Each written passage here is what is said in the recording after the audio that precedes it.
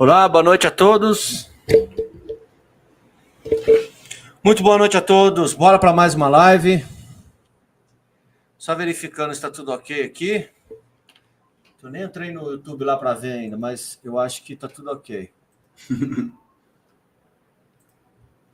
Tá dando para ver as pessoas aqui pela live, né? Pelo stream. Vamos lá.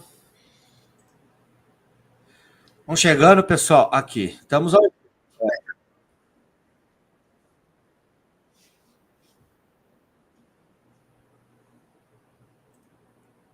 Isso aí. Vamos lá, então. Muito boa noite a todos. Sejam todos bem-vindos. O pessoal está chegando. Vai colocando aí se está tudo ok com áudio, com vídeo, com som. Já deixa o like, pelo menos o like, pessoal, para dar aquela força para o canal. Se inscreva, né? Vamos bater essa meta dos 150 mil até o final do ano. Vamos bater a meta dos 150 mil inscritos até o final do ano. Né? E se você quiser participar dos nossos grupos gratuitos, a gente tem grupo para familiares, temos grupo de prevenção de recaída, temos grupo para mulher, temos grupo para o público LGBTQIA+, onde os grupos do SOS têm todas as diversidades, sabe? Tem grupo só para mulher, grupo para LGBTQIA+, grupo de prevenção de recaída, grupo para familiares né, de dependentes químicos. Totalizando isso, e tem o grupo da Academia SOS também de membros. Totalizando aí, a gente já tem mais de 1.000 pessoas interagindo nos grupos, né? Então, seja membro. O link está na descrição do vídeo.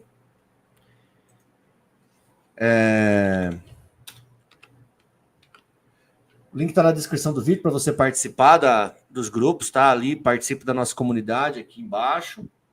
E se você tem interesse em fazer os nossos cursos, seja você profissional da área, seja você familiar, seja você dependente químico em recuperação, você pode ser membro assinante da Academia SOS. O link está também na descrição do vídeo e também eu vou deixar fixado no chat. Espera lá. Para quem quiser ser membro. A gente está com um curso de capacitação familiar agora lá. O curso é muito bom. Você pode assistir quando quiser as aulas. Tem curso de dependência química, curso de redução de danos, curso de capacitação familiar, programa de prevenção de recaída, né? O curso de redução de danos, segundo os depoimentos, é um curso assim divisor de águas para muitas pessoas que nem conheciam a abordagem, né? E é assim, quebra de paradigma para quem conhece, né? Então vale a pena assistir, traz uma nova compreensão sobre o uso de substâncias, tá? Então seja membro, está fixado no chat, está na descrição do vídeo.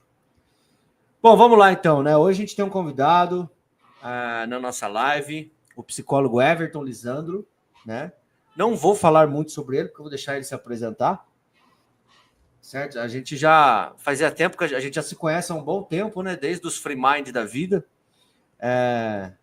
Bom, eu te conheço desde o Free Mind, né? Mas eu acho que você já ouviu o meu nome, os boatos, né? Acho que pelas comunidades aí, pelo menos da Nova Jornada, né? Sim.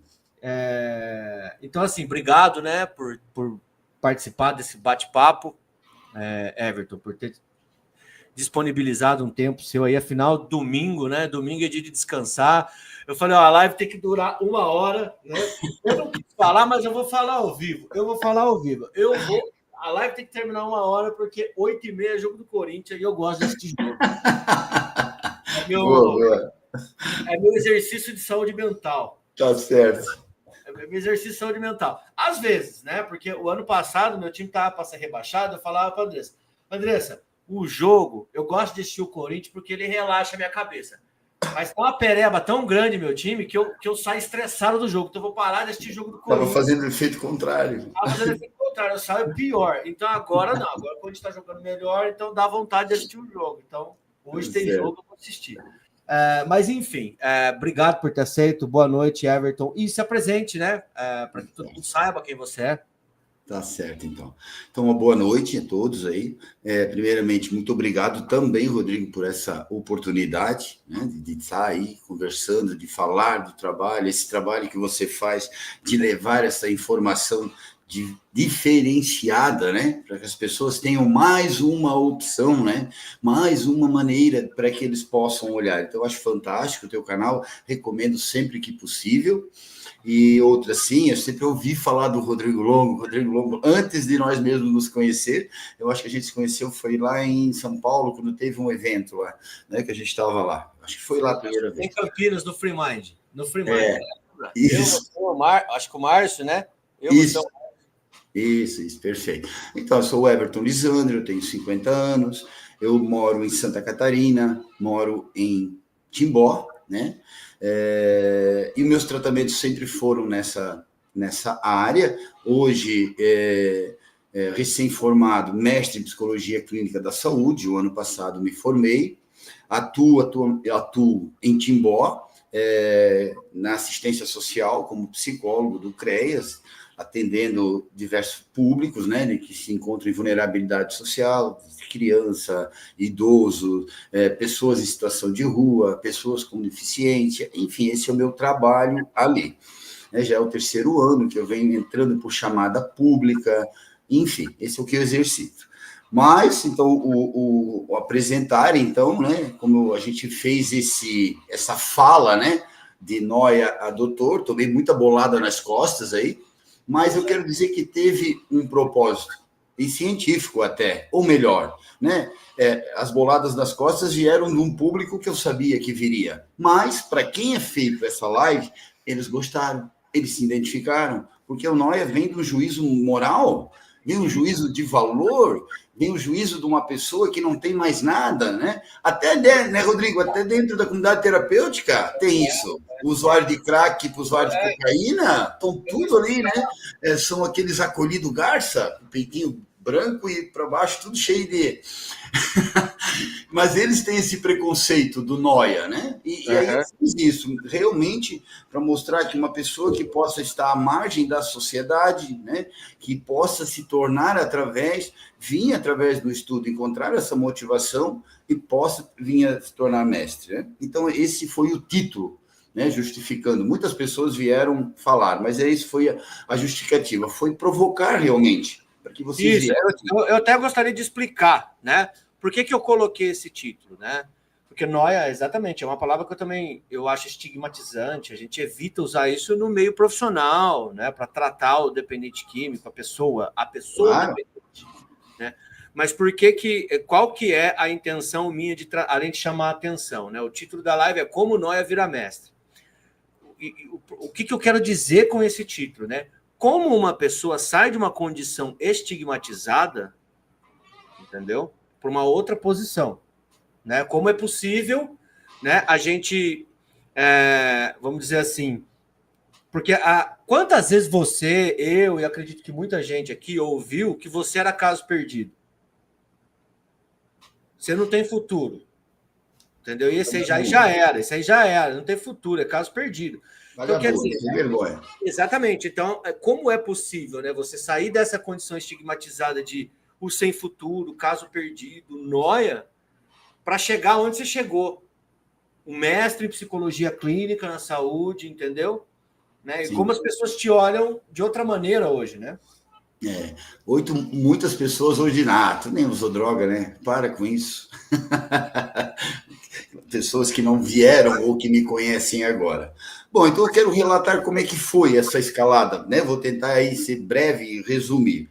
Eu sou uma pessoa que entrei no uso da substância lá com 96, 97, com 18, 19 anos.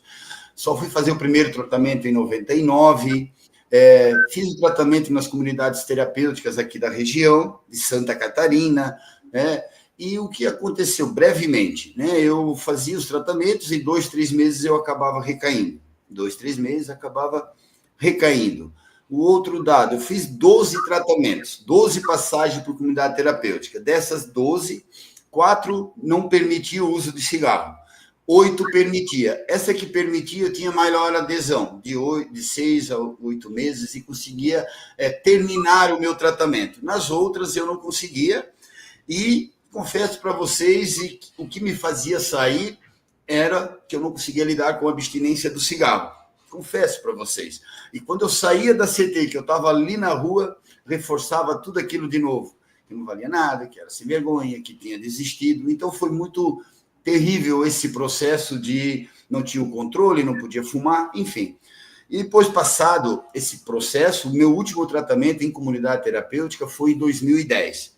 Eu migrei nesse período, Rodrigo, do usuário de cocaína, que eu era, para o usuário de crack.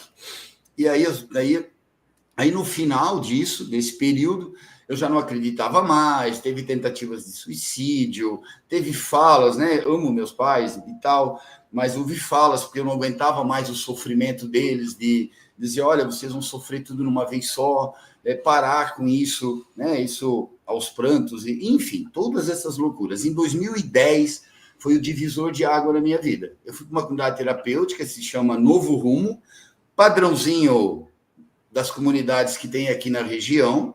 Eu digo que eu sou a soma de 12 comunidades. Todas elas foram úteis e me ajudaram de alguma maneira. Tenho muitas pessoas que se recuperaram daquela época, mas eu confesso para vocês que tem mais pessoas que ainda estão na pista, né? Mas, enfim, eu fui para uma comunidade terapêutica que ela era diferenciada das outras, né? Era o Novo Rumo, tinha a Dona Marina, que hoje é falecida. Essa pessoa foi incrível na minha vida. E lá no Novo Rumo eles fugiam um pouco do quadradinho e eles eram muito criticados na época, né? Porque eles permitiam que a gente ouvisse rádio, e rádio sertanejo. Tudo tipo de rádio, não tinha só música evangélica. A gente podia jogar lá um ludo, não tinha uma equipe pronta. Então, a Dona Marina era um ambiente mais familiar, permitia o uso do cigarro. A gente acordava às 5 horas da manhã, pegava lá a tobata, o carro, enfim, era algo diferenciado. E lá foi muito difícil. Quando eu fui para lá, eu estava destruído. E eu não queria mais saber de tratamento. Eu disse, cara, já fiz 12 tratamentos, eu vou morrer usando isso, cara. Não tem mais jeito.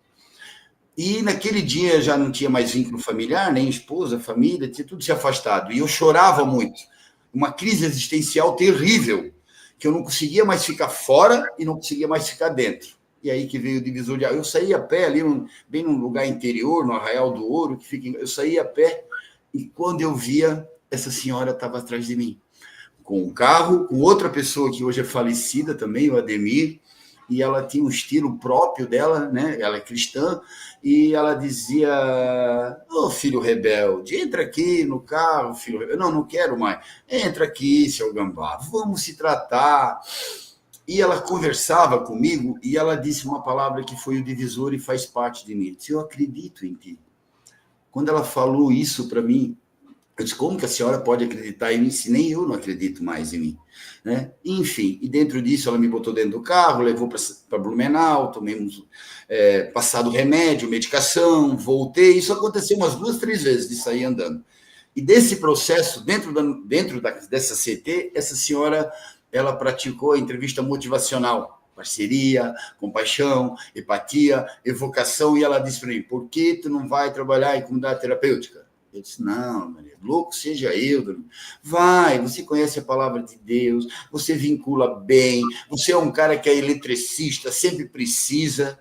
E aquilo foi amadurecendo. Apareceu uma oportunidade, fui para o Paraná, estava em Santa Catarina, fui para o Paraná, tinha um encontro lá só com coordenadores, e dentro desse curso, com coordenadores, para fazer o agente comunitário, acho que era o primeiro que tinha aí, Cruz Azul fazia. Terminou esse curso, eu fui lá na frente e disse, olha, eu gostaria de trabalhar como voluntário em comunidade terapêutica. Vim embora, passou uns 15 dias, as pessoas entraram em contato comigo, e foi lá de Mandirituba, Fazenda Rio Grande, lado de Curitiba ali, né? E essas pessoas entraram em contato comigo e disseram, olha, Everton, a gente tem oportunidade, você pode vir para cá? E aí que começou a divisão de águas. Porque em 12 anos eu nunca saí da minha área de uso, eu nunca saí de perto das pessoas que era o meu núcleo familiar, Eu nunca tinha parado de trabalhar de eletricista, eu nunca tinha tomado medicamento, eu nunca. Por isso que eu tenho uma fala que eu digo para as pessoas: tem o que você já fez que você é muito bom, para despersonalizar aquilo que a pessoa, quando está em tratamento, ela não sabe nada, né? Não, ela sabe, ela tem valor. Quando ela está lá dentro, ali tem um ser humano e que tem muito conhecimento em várias áreas. Eu sempre falo isso, Rodrigo, nos meus atendimentos. Tem o que você já fez de errado. A gente nem vai perder tempo aqui. Porque se eu digo para ti que botar o dedo na tomada dá choque e tu acha que não dá, velho, tudo bem. Vai por experimentação. Mas tem o que tu não fez ainda. Ou eu digo, o que você não fez ainda? Aí outra fala, quando é um cara que está reincidente, o que tu está fazendo nesse tratamento que tu não fez no outro? Aí o cara se pega. Mas voltando, então eu fui para essa comunidade dia 10/10/2010, não tem como esquecer essa data. Também outra coisa, cortei todas aquelas vaquinhas que o governo dá, tipo assim, seguro de auxílio-doença e todas essas coisas assim. Eu fui para lá, não trabalhei mais de eletricista e fui fazer um serviço voluntário. Me livrei dessas vaquinhas também. Tive que empurrar elas de morro abaixo, entende? Sentido figurado. Porque aquilo me ajudava, mas também me atrapalhava em certos momentos. Porque a gente ficava 4, 5 meses, saía, aquilo tinha um dinheiro que vinha de tudo quanto é jeito, e o cara não sabe muito. O dinheiro é um gatilho fodido. Enfim, aí lá eu trabalhei o primeiro mês como monitor, segundo mês como monitor, terceiro mês. Lá é uma ONG da Suíça, eles chamavam os caras de recuperando. Não era nem interno, nada. Os caras ficavam o dia todo fazendo atividade laboral na roça, e à noite via as 3 novelas. Mas foi muito bom, era ali que eu estava, era ali que eu...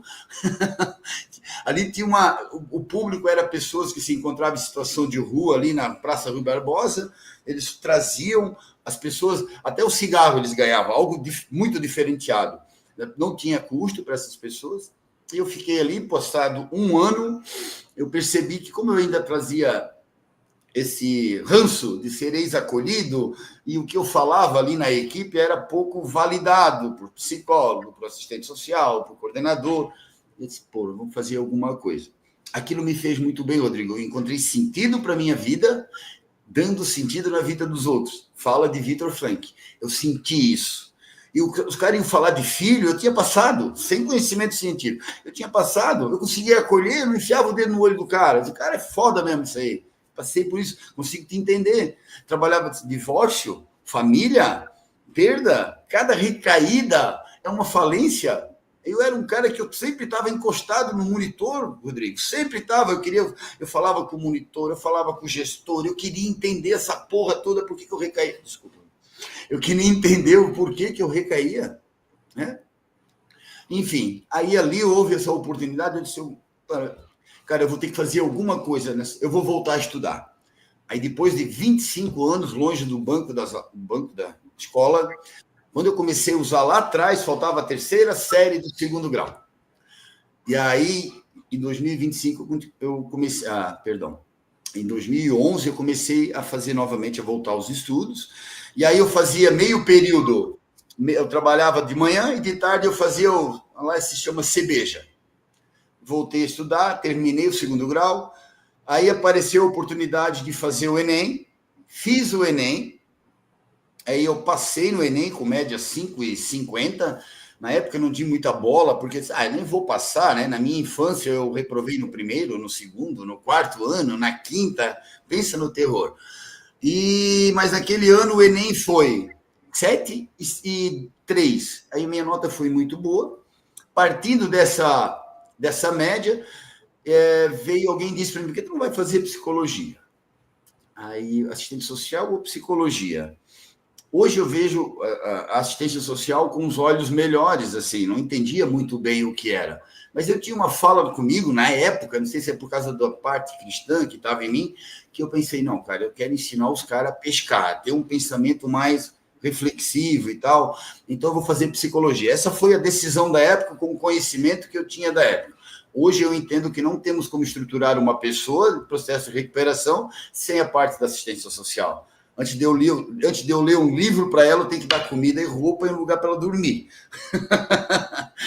Então, essa faz parte do serviço social. Então, eu comecei a fazer a faculdade lá. E um detalhe da faculdade, Rodrigo, ela ficava a 45 quilômetros da comunidade terapêutica. 3 quilômetros eu tinha que ir a pé para pegar o ônibus, para ele ir até o centro de Curitiba, mais o ônibus para ir no Santa Quitéria. Então, eu saía 4h30, chegava às 7h15 na aula, ficava até 10 horas, saía correndo, voltava meia-noite, caminhava 3 quilômetros, iluminando com o celular. E não tem aquela música do Chorão, dia de luta, dia de glória? Quando eu lembro isso, cara, é as partes mais gostosas da minha vida. E eu chegava, dormia, 6 horas estava de novo. E isso foi até no 7º período, assim, no Paraná. Depois aconteceu que eu precisei voltar para Santa Catarina. Houve uma condição de saúde familiar e eu precisei voltar. Houve uma condição também do passado batendo na porta. Eu precisei me reconciliar com isso. Aqui eu vou passar breve, porque envolve outras pessoas que eu não conversei. Mas, enfim, ali eu retornei e ali, mais uma vez, eu tinha conseguido uma rede de apoio no Paraná. Trabalhava numa mais como eletricista, trabalhando com... Eu achei o meu sentido e o meu significado para a vida. Quando eu retornei, eu precisei voltar a ser eletricista novamente, e aí eu tive que fazer um serviço de eletricista que já não me dava mais um ganho, trabalhar em prédio, enfim.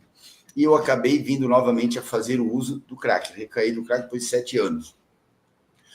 E aí, nesse período, eu precisei passar por uma clínica involuntária, 45 dias, passando por isso, tinha trancado a faculdade no Paraná, né? Voltei, fui novamente, voltei a estudar em Blumenau na FURB, fiz mais 12 matérias na FURB. Cara, depois que tu troca de faculdade, nunca mais, parece que o cara vai terminar mais nunca, porque ele faz convalidação, então não batia as comunidades terapêuticas do Paraná com Santa Catarina. Bom, fiz FURB, 12 matérias, ainda não terminei, migrei novamente para a Uniandrade, porque eu acreditava que eu não ia mais fazer faculdade, que eu ia desistir. Mas aí eu estava num relacionamento e essa pessoa tinha se formado pedagoga, e eu dei força para ela, e aí no dia da formatura eu vi ela lá na frente, né? Eu sempre tinha esse sonho de, quando se formar, ser o orador da classe, fazer parte, e eu vi ela lá, e eu disse, não, cara, vamos voltar. Então eu voltei para a faculdade e me formei em 2020. Mais uma coisa interessante, que quando eu me formei, foi na época da pandemia. Aí não teve nada daquela colação de grau, não teve nada daquilo ali. O reitor mandou lá uma declaração, bibibi, bababá, bacharelado em psicólogo, e eu me formei em psicólogo. Formado em psicólogo, eu comecei a fazer trabalhos voluntários como psicólogo em comunidade terapêutica. Rapaz, foi um show de horrores. Mas eu fui. Correndo por fora, a faculdade não me deu o conhecimento que eu tenho hoje, digamos assim, na parte da especialização em dependência química. Ela não me deu. Foi 7 anos de faculdade sem ter um semestre sobre dependência química. Uma vergonha. Hoje eu posso falar, né? Já paguei tudo, meus boletos. Uma vergonha. Uma faculdade que não trabalha com dependência química. Que profissionais que vão atender? Por isso tem tanto profissional meia boca, que não sabe nem atender, nem fazer um acolhimento. O que eu fui conhecer, que foi o divisor de água, foi a Febract. Quando eu fui lá visitar, que até então eu achei que eu ia ser o único noia que ia ser psicólogo. Quando eu cheguei lá na Febract, encontrei o Pablo Kurlander, vários outros doutores, e eu escutando eles falarem que todos eles tiveram a história de uso de substância, a decepção com as comunidades terapêuticas da época dele, a volta ao estudo e a entrada da ciência, né? Então, ali que foi, comecei a fazer os cursos dessa área, ali eu conseguia perceber como eu poderia usar a psicologia. Pesquisei também na época a TCC, como ela vinha com essa teoria de fundo para trabalhar com pessoas com transtorno por uso de substância, eu pesquisei isso, e aí eu caí para dentro da TCC, e a comportamental, estímulo respondente, que sempre era a minha briga. Eu dizia, cara, o lugar é mais difícil, mas eu não conseguia dizer. Agora eu consigo dizer. Onde você fez uso, existe associação do prazer com a tua memória, que pode chamar de memória química, outros chamam de estímulo respondente. Você pode ir para dentro da comunidade terapêutica, você pode fazer vários tratamentos. Se você não fizer a ressocialização, para você voltar para o seu ambiente, para que haja essa dessensibilização, é muito difícil. É um terror para mim, Blumenau. Não é fuga geográfica. Droga tem em todo lugar. Pelo amor de Deus, vai estudar. Mas eu não fiz uso em todo lugar, no Brasil todo. Eu não tenho representações de ter usado. E eu sou o que eu apresento de comportamento em cada lugar que eu estou. Então, as chances de ficar sóbrio é bem melhor. Enfim, todo o aprendizado de ligar a psicologia cognitiva comportamental veio através do curso módulo 1, módulo 2, módulo 3, projeto de intervenção, cursos, o próprio cursos aí, quando eu estava na comunidade terapêutica, peguei curso do Rodrigo sobre prevenção de recaída, muito estruturado, tudo dentro dessa pegada comportamental, né? Mostrando o que é esse estímulo respondente, o que é que sintoma da recaída, o que precisa trabalhar, frustração, ansiedade, tolerância, aceitação, nada disso. Prevenção de recaída, habilidade social, nada, Rodrigo, teve isso na época do meu tratamento, nada. Outra coisa, eu não sou um membro do AA e do NA, eu tive que correr por fora, pesquisando, em 1936, olha o que os caras fizeram. Olha o que precisa para participar do AA, ser membro do AA. O desejo de parar. O desejo, quer dizer que o cara tem desejo. Não precisa parar de fumar. Não precisa saber qual é a tua placa de religião, cara. Vai lá, cai para dentro. E o acolhimento. Esses dias eu falei para eles, eu estou indo. Como é diferenciado o acolhimento. É um lugar que não vão enfiar o dedo no teu olho, que eles vão te acolher, além de toda a espiritualidade do AA, ali de toda essa espiritualidade, mas o vínculo de acolhimento. Vem cá, companheiro, senta aqui, toma um café. O cara vai lá, fala 2, 3 coisas, ele vem bate nas tuas costas. Cara, muito bom, tu me ajudou hoje. Nós, pessoas que possuem o transtorno por substância, são pessoas que têm baixa autoestima, já levaram tanta lambada, tanta pancada, que quando alguém faz isso melhora a autoestima. E mais uma vez, né, validando os sentimentos. Então, por isso é importante. Se você tem oportunidade no A, vai no NA, vai onde você se identifica. O acolhimento disso. Beleza, então fui lá, fiz aquelas experiências em comunidades terapêuticas, tudo que tinha aprendido ali com o Dr. Pablo e tal, e nos cursos, aí tem aquilo que a gente fala de frustração, né? Que é um cálculo entre tua expectativa com a realidade. Aí tu cria uma expectativa, daí tu tem a realidade, daí no meio tá a frustração. Acaba se idealizando, mas foi muito bom. Tudo foi aprendizado, né? Tudo foi aprendizado, mas eu percebi a dificuldade que seria exercer esse conhecimento adquirido, então, dentro da terapêutica. Mas peraí, então vou fazer pós-independência química, que daí talvez eu tenha mais voz. Bora para dentro, 2 anos, formado, dependência química. Porcaria nenhuma. Porcaria nenhuma. Mas agora eu sou psicólogo especialista em dependência química. No lugar certo, a garrafa de água vale mais. No lugar errado, ela vale menos. E que eu quero dizer que precisa existir um processo de amadurecimento nas comunidades terapêuticas. Beleza, aí fui pesquisar. Pós em comunidade terapêutica. Primeiro aluno de Santa Catarina. Nada também. E aqui não se olha para isso, né? Aqui oração, trabalho, disciplina, reza de manhã, de tarde, de noite. Boa, vai para a vida. Enfim. Aí depois disso veio... Agora vamos fazer pós em teoria cognitivo-comportamental. Né? Eu não sofro por causa da situação, é o meu pensamento automático, a minha bagagem de vida, que modula minhas emoções, meu comportamento, as minhas reações. Eu disse, cara, isso aí é prevenção de recaída. Tudo começa na situação e vem um pensamento, precisa reestruturar esse pensamento. Pura prevenção de recaída. Eu disse, é isso aí. Então, ensina ele a modular os pensamentos que fazem ele sofrer, mas também de olho na causa, onde esse indivíduo se formou, que família que se formou, que valores que ele trouxe com ele, que crenças que ele tem com ele. Ou comorbidade, né, Rodrigo? Transtorno mental, depressão, ansiedade, né? Como eu já falei, precisa focar na causa. Uso é sintoma. Uso é sintoma, uso é febre, né? Como é que é a história de vida, né? Hoje os teóricos trazem isso. História de vida relacionado com o efeito da substância e o social. É um exemplo bom que eu sempre uso para as pessoas entenderem. Essa pessoa um adolescente, uma pessoa que veio de um lar muito disfuncional, teve diversas perdas, abuso, pai usuário, sofreu muito, mãe depressiva. Então, a gente acredita que é possível que essa pessoa adquira um traço de depressão. Ela tem traços depressivos. Dificuldade com autoestima, dificuldade de socializar, e ela conhece o uso da substância. Ela tentou a maconha, não foi boa. Ela bebeu, não deu. Mas quando ela conheceu a cocaína, pimba, estimulante do sistema nervoso central. Então, ele tinha crenças sobre ele muito negativas, crenças muito sobre o outro, sobre o futuro, e o uso da substância. Por isso que as pessoas dizem assim, a droga é bom. É porque ela muda a representação mental do contexto dessa pessoa. Essa pessoa se vê muito mal. E o uso da substância, essa alteração que ela faz no cérebro, essas lacunas, nunca pararam para pensar que pode ser um acolhimento, um beijo de um pai, um carinho, um afeto, nunca foi validado, sempre foi um vagabundo, um sem vergonha. Cresceu com o pai usando droga, ou o pai batendo na mãe, ou bebendo. Olha a dor que esse cara tem. Todo usuário de substância tem dor, gente. Vamos abrir o olho e vamos parar de enfiar o dedo no olho dos caras. Não ajuda nada ficar criticando.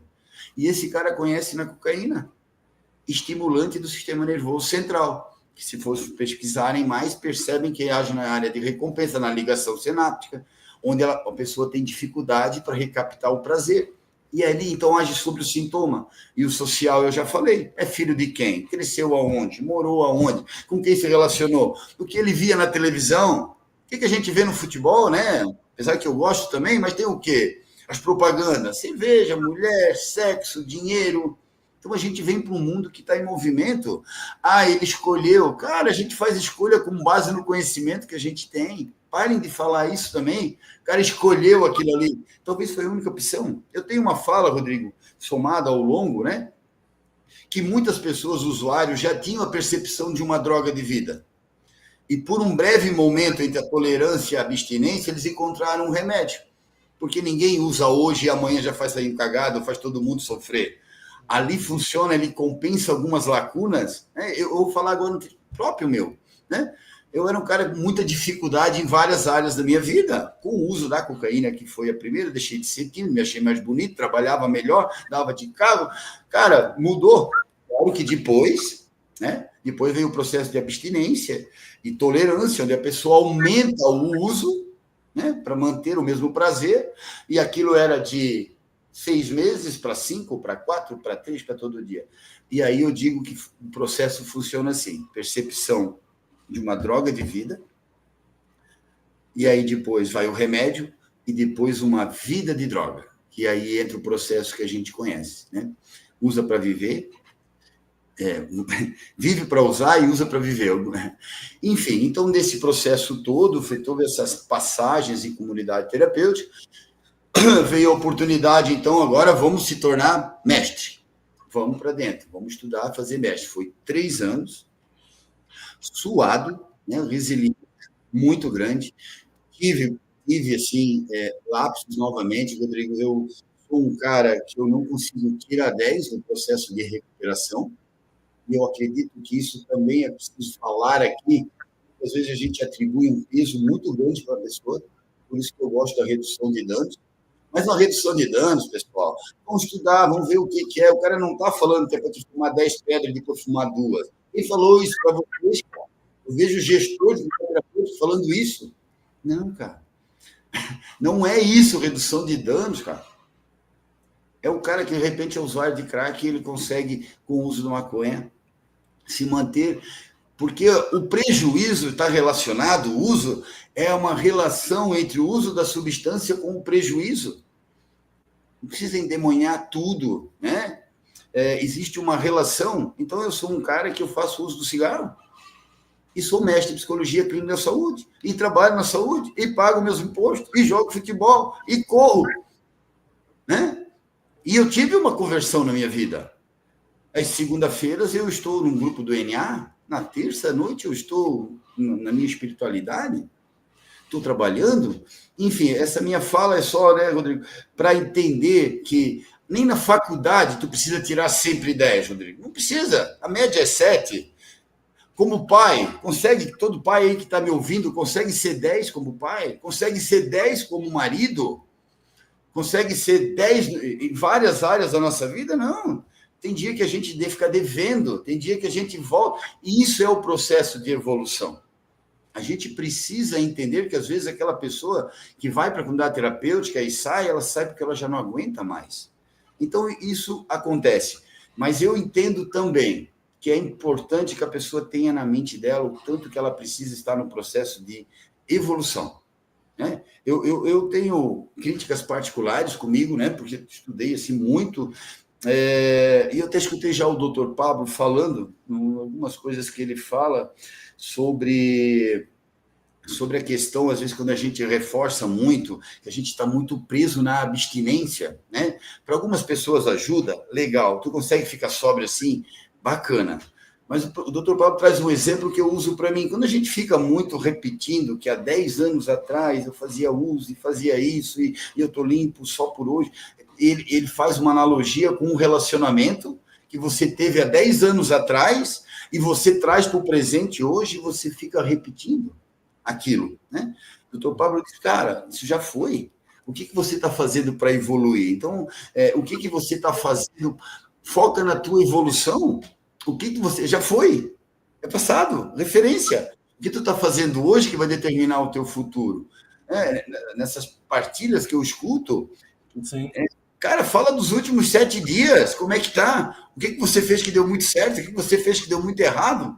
O que você precisa evoluir? O que você precisa melhorar? Vamos fazer as partilhas assim, né? Vamos para frente. O que você precisa evoluir como ser humano? É aprender a ler, aprender a escrever, aprender inglês, é correr? O que você está disposto a renunciar?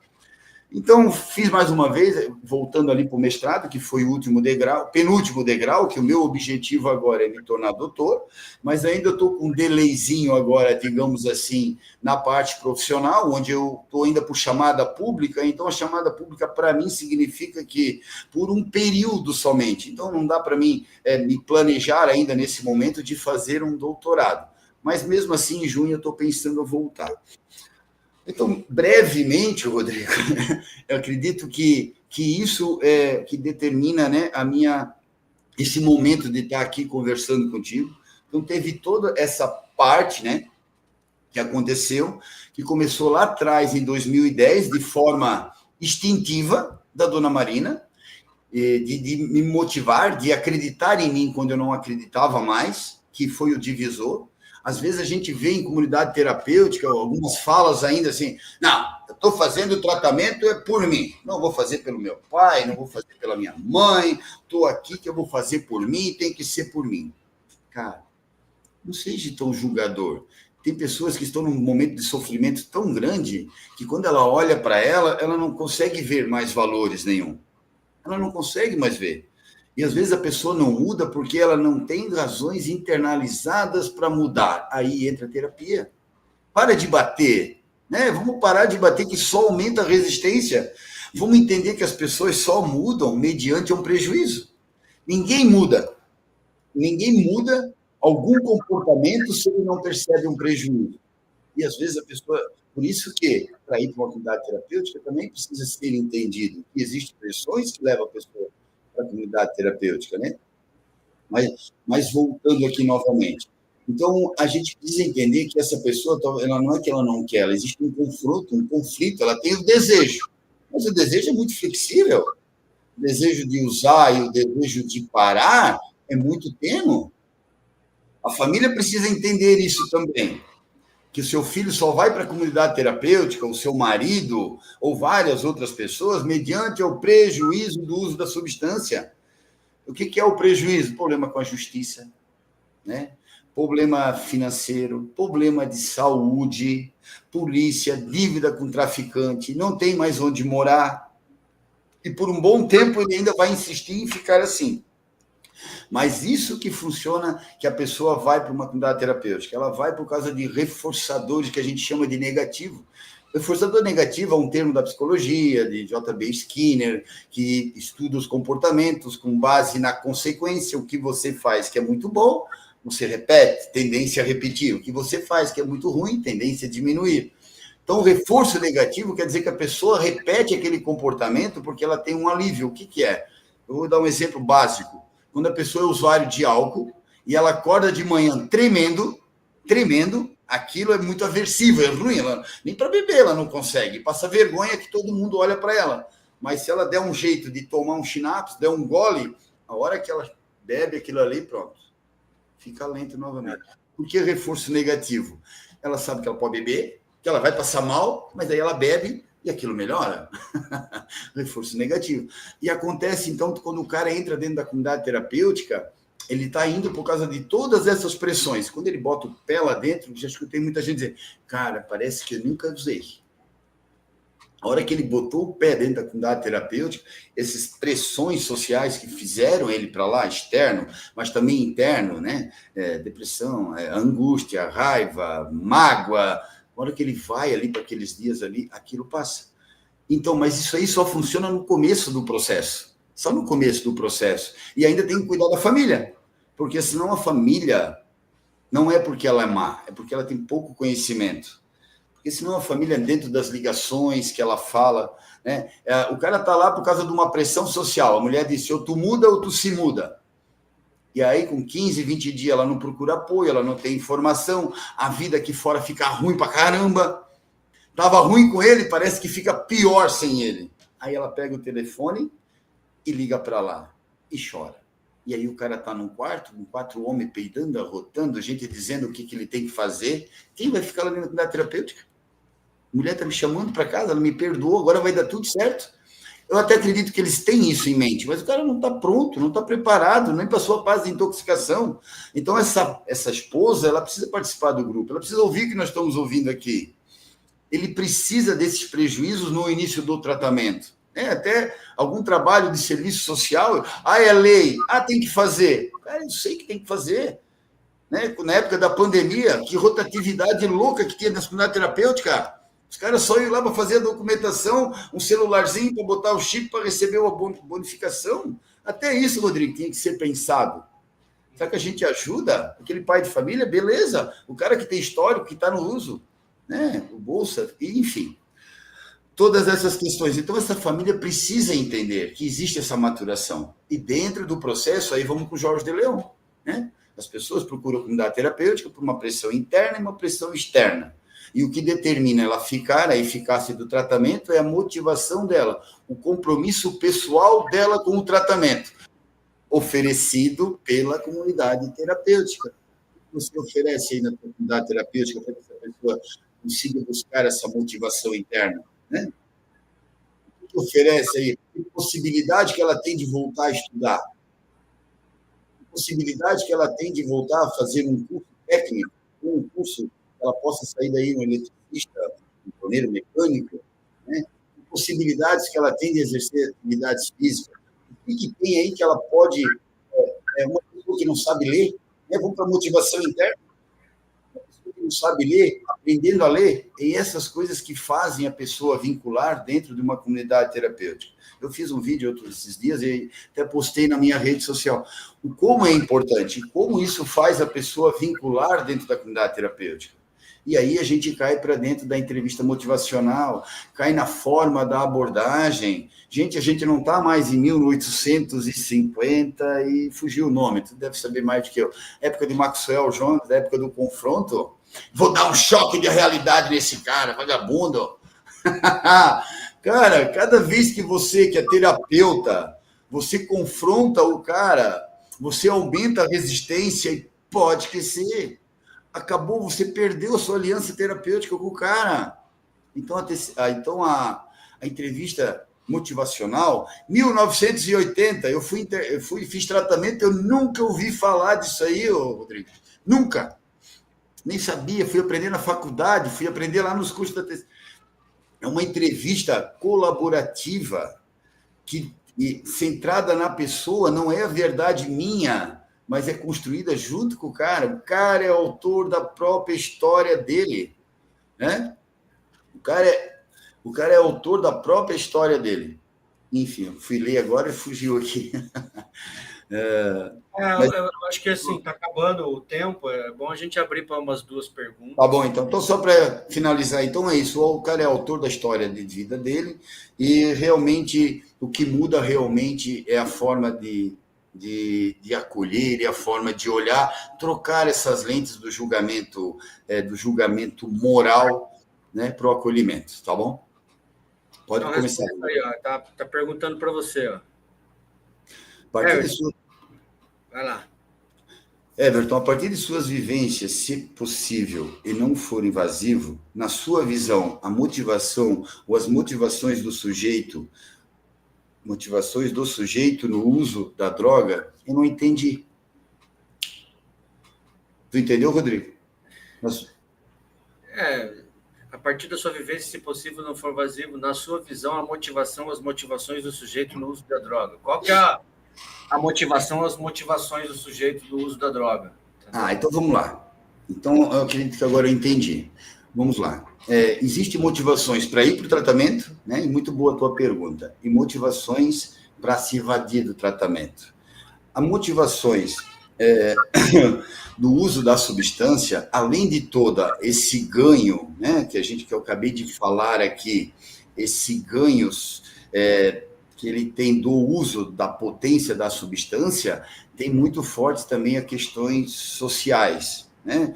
A representações sociais, o ambiente que ele frequenta, mas sempre ela vai estar ligada com as lacunas da história de vida dessa pessoa. Isso é o que mais reforça o uso. Não sei se isso fica claro.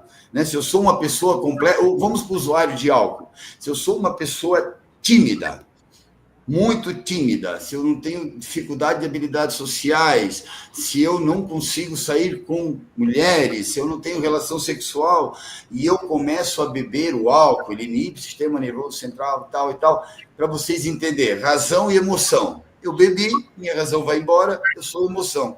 Eu me torno uma pessoa mais flexível, eu consigo associar, eu consigo conversar com uma mulher, e se ela não quiser, eu consigo conversar com outra, eu consigo sair com ela, eu consigo ter uma relação sexual.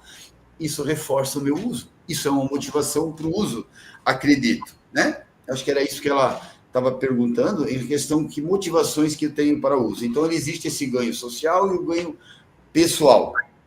E por um tempo, por isso que eu digo que a pessoa acaba achando um remédio para a vida dela, mas depois acaba encontrando prejuízo do uso da substância. Na verdade, assim, eu gosto de entender essa pergunta no sentido assim, o sujeito que você se refere, né, que a pessoa se refere, quando a gente fala de sujeito, a gente está falando do indivíduo, com características muito individuais, tá? Então, não existe como a gente pode até assim colocar algumas respostas genéricas, de que normalmente as motivações são isso, mas cada sujeito tem uma motivação diferente para usar droga baseado no seu contexto. Isso. Tá? Boa. Sempre quando eu vou fazer qualquer tipo de análise, e eu sempre gosto de responder isso para as pessoas, a gente sempre tem que analisar três coisas. Tá? Sujeito, contexto e substância. Não existe como você entender o uso de substância de uma pessoa sem olhar para esses três pontos que são fundamentais. Sujeito, contexto e substância. Não tem como. Tá? A gente corre o risco de cometer diversos erros quando a gente desconsidera esses três pontos que são fundamentais. Porque sempre quando a gente vai falar de substância, a gente... eu vejo que assim, e vejo até profissionais fazendo isso, infelizmente, né? Sempre quando a gente vai falar de uso de substância, a gente sempre, algumas pessoas, sempre eles nivelam por baixo. Criou-se um estereótipo de dependente químico, e sempre quando a gente vai falar de uso de droga, a gente imagina sempre esse dependente químico, entendeu? Quando você fala, por exemplo, assim, o que precisa para parar com as drogas? Parar com tudo, abstinência total, é isso, está entendendo? Porque assim, a pessoa ela sempre tem na cabeça dela aquele estereótipo do dependente químico em estado grave, que precisa de internação, que perdeu o controle total de sua vida. Só que nem sempre é assim. Nem sempre, esse estereótipo de dependente químico, ele não é verdadeiro, porque nem todo mundo é esse dependente químico. Entendeu? A gente tem aí diferentes padrões de consumo, a gente tem pessoas usando em diferentes contextos, com características pessoais muito diversas, entendeu? Então não tem como a gente sempre falar assim, não, a motivação para usar, pelo menos eu vejo assim, né? As motivações do indivíduo para usar é essa. Depende, sujeito, contexto, substância, entendeu? Qual é o sujeito, em que contexto ele está inserido e qual a substância que ele está usando. Muito bom, Rodrigo, a tua fala. Ela veio de encontro, né, com o que é a história de vida individual, né? Cada pessoa, a história de vida dela, o que ela aconteceu dentro desse processo, que lacunas que ficaram dentro desse processo. Essa é a história. Por isso que ela se identifica com tal substância. E tal substância vai entrar dentro desse contexto que tu falou. E o ambiente que ela foi criada, né? Nós temos desde o sujeito que usa, que tem a motivação para usar, para se divertir na balada e desinibir para poder conversar com a menininha lá. E nós temos desde esse sujeito até o sujeito que usa para não cometer suicídio. Entendeu? Isso, muito boa a tua fala. Muito boa. Isso eu também já falei, que às vezes o cara... de um extremo ao outro. E nesse meio tem um montão de gente com diferentes padrões de consumo, diferentes motivações para usar. Entendeu? Muito bom, é. Lembrou de uma fala que eu também falo, vocês que estão aqui, vocês estão sobrevivendo. Que tal a gente começar a viver? Porque muitos que estão aqui não se mataram porque usaram substância. Ai, meu Deus, não fala isso, é verdade? É verdade. É verdade. Então existe muito desse ranço, né? Eu já falei isso, principalmente quando eu estou falando da redução de danos, né? Eu falo assim, e se você chega para uma pessoa e fala que ela tem que parar com tudo e tira a substância dela e ela se mata, o que você vai fazer? É isso. Porque você vê que esse discurso aí, ó, porque tem que parar com tudo. Tem que tirar 10. Tem que parar com tudo, porque eu vi isso aí no NA, no AA, abstinência total, que não sei o quê. Tá, tudo bem. É uma boa estratégia para algumas pessoas, mas dependendo da pessoa, se ela fizer isso aí, ela cometer suicídio. E daí? O que você vai fazer? Entendeu? Então a gente tem que olhar, né, voltando aí para as motivações, existem uma diversidade de motivações para o uso de substância, porque os indivíduos eles são diferentes, eles possuem contextos diferentes, né? E também tem características pessoais diferentes, entendeu? A gente vê, por exemplo, aqueles estudos que foram feitos com heroína, né? Morfina, tipo assim, os soldados da Segunda Guerra lá. Os caras não usavam nada. De repente foram para a guerra, se entupiram de morfina e heroína, entendeu? Ambiente estressante. O contexto, cara, eu fico pensando assim, ó, eu, há 13 anos de abstinência, se eu for convocado para uma guerra, eu volto a usar droga, porque para sobreviver num negócio daquilo lá, só drogado, cara, não tem como você sobreviver numa guerra sem estar 24 horas sobre o efeito de entorpecente, porque é dor, você não pode dormir, você não come, então você tem que diminuir o apetite, entendeu? Então é o contexto, só que daí o que acontece? Quando esses soldados retornaram para casa, você sabia, conhece esse estudo? Sim. 95% dele pararam, entendeu? 95% pararam, por quê? Mudou o contexto, entendeu? Exatamente.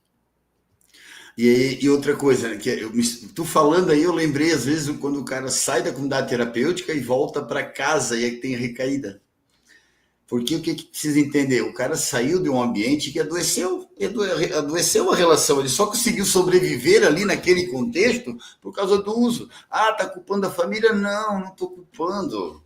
É questões internas dele, mas ele não sabe lidar com aquele ambiente. Então, quando ele está dentro da comunidade terapêutica, precisa fazer esse trabalho lá fora. Né? Porque senão ele vai para o Vietnã, igual o Rodrigo falou. Acabou o tratamento e manda o cara para lá. Aí a família, ela tem essa visão simplista e recortada da realidade e distorcida, né? Que é tipo assim, e daí a gente está explicando isso. A pessoa foi retirada da sociedade e foi para uma clínica, para uma comunidade. Parou de usar, por quê? Mudou o contexto. Entendeu? Mudou completamente o contexto do cara, não é? Mudou o contexto. Aí ele sai da comunidade e volta a usar. E daí a família fala assim, voltou porque não quer parar, porque não quer tratamento. Não, porque mudou o contexto de novo. Entendeu? Mudou o contexto. Uso de substância é contexto. Uso de substância é contexto. Por isso que eu sou do pensamento de comunidade, de clínica, assim, eu não gosto, a não ser que a pessoa tenha um transtorno grave, que ela precisa ser retirada da sociedade, está correndo risco de vida ou colocando vida de risco de terceiros em risco, né? Um transtorno esquizofrênico, enfim, a gente tem vários aí, né? A não ser que foi isso, mas se ela for um usuário dependente, mas ainda com as suas faculdades mentais preservadas, né, funcional, no caso, eu não gosto desse modelo de tratamento de restrição de liberdade. Eu acho que a inclusão social ela tem que ser desde o primeiro dia. Entendeu? Eu sou do pensamento de, tipo assim, a pessoa entrou na comunidade, ela já tem que sair pelo menos semanalmente para ir num NA, num poupa-tempo fazer alguma coisa, num teatro, num cinema, entendeu? É onde ela vai viver, né, Rodrigo? É onde ela vai viver, entendeu? É onde ela vai viver. Mesmo que seja supervisionado com equipe e tudo, mas a gente tem que, é nossa responsabilidade ensinar a pessoa como que ela vive aqui fora. Então, você não pode tirar ela totalmente do contexto. Tem que haver a sensibilização que você falou, entendeu? Precisa ter essa, eu sempre falo, né, a reinserção básica da básica. O cara tem que sair lá de dentro, ele entra, eu sempre falo, ele é dependente de droga, independente da família, ele tem que sair de lá independente. O trabalho, uma moradia, uma renda e novos vínculos sociais. E tem que acontecer dentro do processo da recuperação. Não dá para ficar 6 meses, abre a porta e vai. Não é linha de montagem de carro. O cara precisa ir lá no ambiente dele. Eu estava falando com o Rodrigo nos bastidores do estímulo respondente. Ele precisa, cara. Onde ele vai passar é um filme de terror quando ele volta para a família, ou para o ambiente, ou para a rua, ou para isso, ou para aquilo. Tudo está associado, ou memória química, está associado com o meio, com quem ele fez uso e o local que ele fez uso. Ele pode estar muito bem resolvido, com muitas habilidades para lidar, mas ele vai ter que aprender a lidar com essa situação, então ele tem que ir lá, sentir e voltar para a comunidade. E lá, isso é dessensibilização, até que ele vai criando estruturas cognitivas para lidar com aquilo ali. Algumas coisas ele vai mudar, alguma coisa ele vai evitar, mas ele que vai. Né? Ele que vai aprender a lidar com isso e entender essa situação. E aí vai entrando esses processos.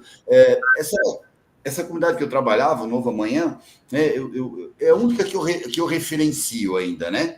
Porque eles trabalhavam isso, pode ficar 6 meses, mas pode ficar 1 ano. As pessoas trabalham com o PAS, faz toda aquela construção junto com o acolhido, estimula ele dentro daqueles reforçadores que a gente estava falando, a pessoa voltar a estudar, já pensou fazer isso e tal, e tal, e tal, até que chega um momento que o cara consegue estudar, aí consegue fazer uma outra profissão, termina aquela profissão, manda currículo, consegue um emprego, sai do emprego registrado, fica no período da experiência, tudo lá dentro ainda. E depois ele saiu do período da experiência, começa, parece uma utopia? Não, eu vi com meus olhos, acontecem. Temos que fazer a casa do terceiro passo, do segundo. Não, faz um trabalho legal que dá para fazer, porque dentro da casa. Então, esse cara saiu dali com emprego, com moradia e novos vínculos sociais. Mas deu certo? Não sei. Eu sei que foi feito, pelo menos dado possibilidade para a mudança dele, né? Bom, é isso. Tá chegando no fim a live. Já deu 1 hora, Rodrigo? Já. Então é isso. Obrigado, Everton, pela participação. Né? Acho que ajudou bastante a contar a sua história para outras pessoas. Né? Você tem rede social? Tenho. Quer falar a sua rede social aí? @ mestre psicologia. Ai, meu Deus, deu um branco agora. Pô, deu um branco agora. Tem o Instagram. Pô, deu um branco, Rodrigo, agora. Desculpa aí. Olha aí, vê se tá ali. Eu vi um vídeo seu lá. O que é The Climb? O que é o escalador? O que é o escalador? Cara, isso aí é a subida. The Climb. A subida. Então, isso significa... To climb é escalar. To climb. Exatamente. Isso foi, na época que eu era educador social ainda, eu vi um vídeo lá, um filme daquela menina cantando, e um momento que eu estava passando na minha vida, e houve uma identificação ali com a situação, né, que por mais que as questões ficam difíceis na nossa vida, né, sempre haverá um novo objetivo, um novo amanhã, né, uma nova perspectiva de trabalho, né? Então, é isso que fala aquela música, né? E aí eu socializei entendi, ou interpretei, ou identifiquei com esse processo, né? Não, por mais difícil que a situação esteja, né? Que vai vir outras oportunidades, né? E o que a gente faz no presente é o que acaba determinando o nosso futuro. E já que entramos para essa pegada, hoje eu percebo que no meu processo de recuperação, e hoje eu trabalho, tratamento devia ser treinamento, o nome. Treinamento de rotina. Horário para dormir, horário para levantar, horário para atividade física, horário de alimentação, horário de aprender alguma coisa nova. E é a disciplina, mas não a disciplina de cima para baixo. Faz, manda, quartel, não, cara, é a tua autodisciplina. Eu sempre falo para ele, nossa palavra não pode mais fazer curva, então pensa no que tu vai falar, porque tu vai ter que fazer, né? Então eu penso que a disciplina hoje, né? Na minha época eles diziam, tu não tem força de vontade, até a menina disse, né? Motivação, o que te move a fazer aquilo? A motivação é algo que a gente vê lá no final, e ali era o efeito da substância, né? Que fazia o cara cometer loucuras, né? Mas o que move a gente, mesmo que eu tenha uma motivação que eu quero me tornar doutor, o que vai fazer o tornar doutor é a disciplina, é acordar de manhã sem, né, ficar sentado na frente de um computador 2, 3 horas estudando, sem ter o ganho naquele momento, né? Então, o que é o divisor de água é a disciplina, o que a gente é processo, é disciplina. Então, se for para resumir isso tudo, né, Rodrigo, da minha chegada até aqui, foi os processos de resiliência, foi a teimosia de não aguentar mais, não se aceitar mais, o processo de recaída. Houve, sim, a dificuldade de sair do patamar aqui para chegar aqui. Enquanto eu tenho o repertório, eu lidava bem com a situação. Está acabando a bateria do meu celular, tu acredita? Do meu computador. Aí. Bom, deu certo? Deu certo. Desculpa, tive que fazer aqui. Então, é isso que eu quero só para finalizar. Então, tem essa questão de que eu tinha muito repertório comportamental para me dar para a minha vida. Mas cada vez que eu terminei a faculdade, fui para outro. Então, a vida foi me colocando em contextos diferentes, como você me falou. E aí que, às vezes, acontece também o processo de recaída. O cara sai, fica de boa, começa a dar dinheiro, começa a trabalhar e a vida vai convidando ele a evoluir e ele não segue junto esse processo de evolução. E aí ele precisa novamente de habilidades sociais para lidar com esse meio, né? Então, ok. Então, vamos lá, então. Muito obrigado a todos. Lembrando que essa semana tem eu vou ter uma live quarta-feira, terça às 11 da manhã, que agora as lives são às 11 da manhã, terça, e na quarta, às 7 da noite, tá ok? Então é isso. Muito obrigado pela participação de todos. Obrigado, Everton. E até uma ótima semana para todo mundo. E até a semana que vem. Obrigado, Rodrigo, pela oportunidade, tá bom? Tchau. Um abraço. Tchau, tchau. Espero ter ajudado aí as pessoas.